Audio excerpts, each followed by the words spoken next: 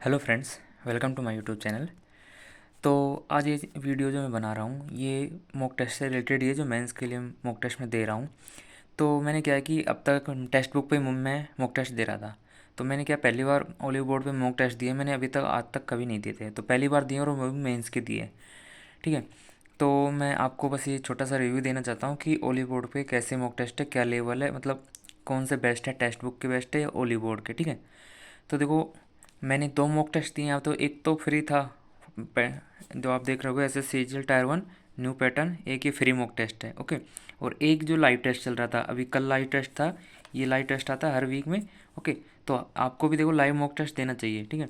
अभी जो मैं आपको पूरा रिव्यू बताऊंगा कि क्या बेनिफिट है क्या नहीं है। तो मैंने कल एक मॉक टेस्ट दिया था, उसमें मेरे 101 करेक्ट थे और 18 रॉन्ग थे। ठीक है। फर्स्ट जो मैंने मॉक टेस्ट दिया था इस पर वो ये था, जिसमें मेरा स्कोर आया था 285। ओके। और एक्यूरेसी रही थी 84%। तो इसका भी मैं एक बार शॉर्ट एनालिसिस दिखा देता हूँ आपको। ये रहा।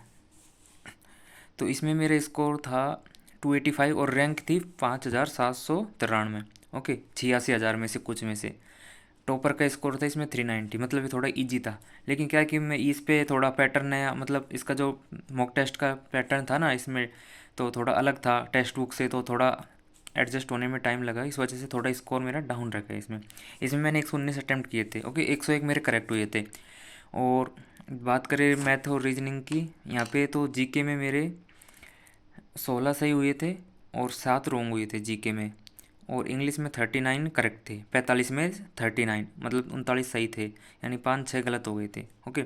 और रीजनिंग में मैंने मतलब अटैम्प्ट कम हुए पाए थे, इसमें 24 अटैम्प्ट हुए थे रीजनिंग में, और मैथ में 27 हुए थे, मैथ में 3 गलत हो गए थे। तो इस प्रकार टोटल मेरा स्कोर आता है 285। ठीक है। और यहाँ पे जो परसेंटाइल थी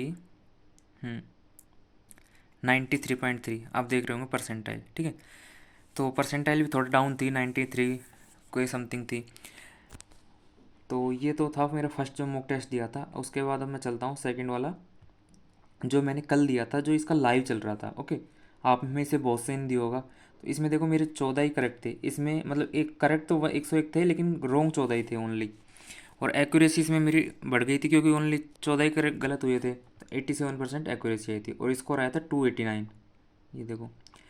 अब इसमें मेरा मतलब स्कोर तो 4 नंबर ही बढ़ा, ज़्यादा तो नहीं बढ़ा, लेकिन वो इसी की वजह से बढ़ा कि मेरे गलत कम हुए थे। इसमें 14 ही गलत हुए थे, जो वहाँ पे पिछले वाले में 18 गलत हुए थे। 289। और इसमें देखो 1,27,000 बच्चों ने ये मॉक टेस्ट दिया है, उसमें से मेरी रैंक 3,000 के समथिंग है, 3,500 समथिंग। मतलब इसमें रैंक थोड़ा ठीक अच्छी है, और उसमें तो कम थी थोड़ा। ठीक है। तो 289। अब इसमें मतलब स्कोर और भी हो सकता था, लेकिन फिर वही क्या है, मैथ और रीजनिंग में मैंने थोड़ा इस बार मतलब थोड़ा अलग ही सोचने लग गया था, ज़्यादा टाइम देने दिया था, स्किपिंग वगैरह नहीं की मैंने, इस वजह से थोड़ा टाइम लग गया। तो मैथ में तो मैं 23 ही कर पाया, और रीजनिंग में 22 क्वेश्चन ही किए थे। और इंग्लिश में तो मेरे 38 सही हुए, और जीके में 21 सही हो गए थे, क्योंकि जीके थोड़ा सिंपल थी इसकी। ओके। और कंप्यूटर क्वालिफाई था, तो कंप्यूटर मेरा क्वालिफाई होगा, 17 नंबर आए थे। मतलब कंप्यूटर के तो ज़्यादातर क्वालिफाई हो जाता है, लेकिन फिर भी अपने को पढ़ना है। ठीक है।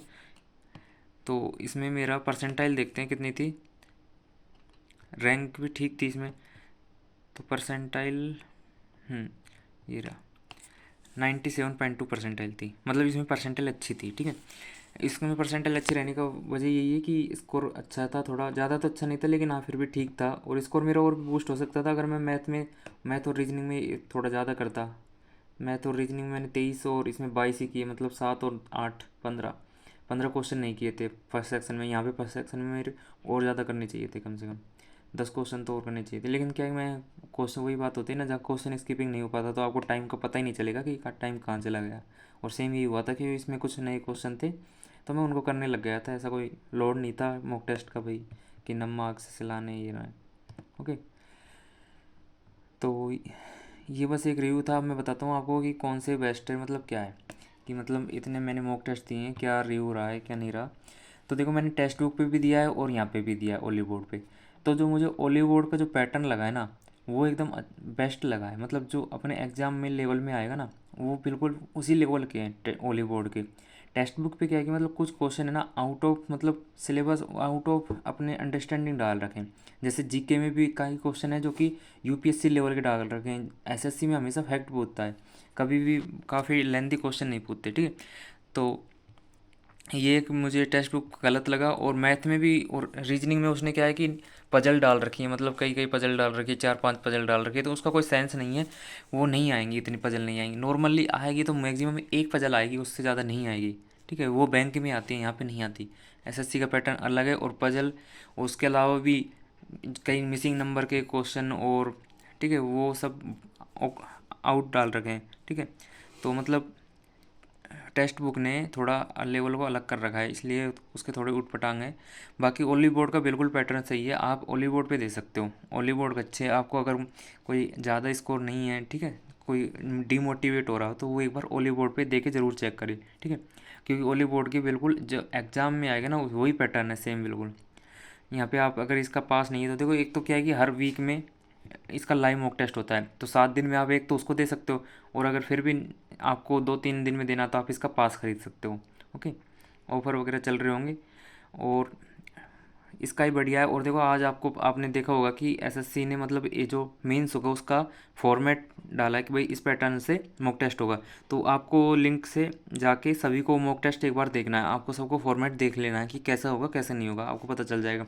ज़्यादा कुछ चेंज नहीं है, बस सेम ऐसे ही फॉर्मेट में होंगे, ठीक है।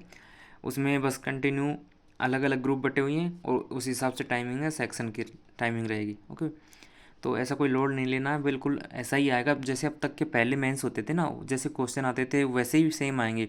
ऐसा कुछ ही भाई अलग टाइप के क्वेश्चन या फिर कुछ भी नहीं आए होने वाले हैं, ठीक है। तो बस आप टेंशन फ्री होकर पढ़ते रहे। और थोड़ा ओली बोर्ड का अच्छा है, बेस्ट है, आप ओली बोर्ड पे दे सकते हो।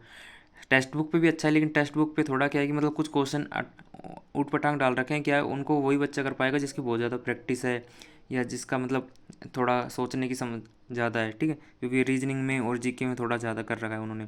इंग्लिश में भी काफ़ी क्वेश्चन लेंदी डाल रखे हैं, जैसे उसमें पैसेज है और पैरा जंपल्स हैं, ठीक है। तो उनमें थोड़ा हार्ड डाल रखा है, वो इतना हार्ड लेवल की आएंगी नहीं, क्योंकि वो बहुत बड़ी बड़ी लाइनें डाल रखी हैं, ठीक है। तो उसमें पढ़ने में वो आप समझ नहीं आती। तो बस एक छोटा सा रिव्यू था। ओके फ्रेंड्स, और अगर कोई क्वेरी हो तो आप बता सकते हो कमेंट सेक्शन में। और मैंने टेलीग्राम चैनल भी क्रिएट किया है, आप उसमें ज्वाइन हो सकते हो, अगर आपकी कोई भी क्वेरी पूछ सकते हो। Okay, thank you friends.